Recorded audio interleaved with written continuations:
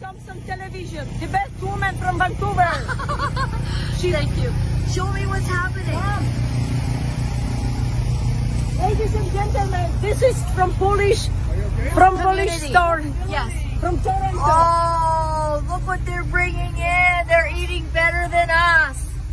Wow, I wish I was a trucker, man. Bread, food. That looks like a barbecue right there. Looks like they're going to be eating really well for a really, really long time. And we bless them, that is for sure. Look at this. Look at all of the provisions. Oh my goodness. And guess what? Everybody is going to want to keep sharing for months and months and years. Oh yeah, my assistant Liz is really eyeing up those donuts.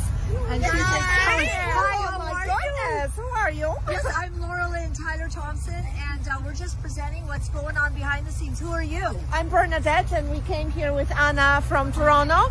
We brought 1,550 Polish sausages for our truckers. We brought some bread and buns and Polish donuts, and you know what, we know that they drive, so we didn't bring alcohol, but should they request some Polish vodka, we're very happy to bring that too.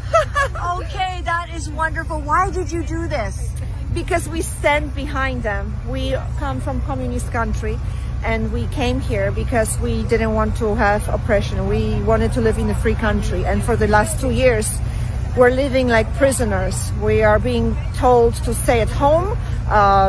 We're told not to go to the restaurant, not to go to the church. I mean, this is unbelievable. During communism times, we were able and free to go to the church.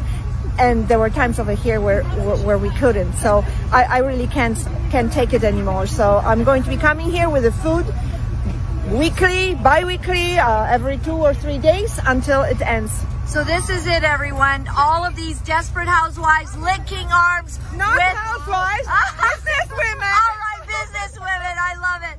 With the truckers. And so this is what's happening on the front lines.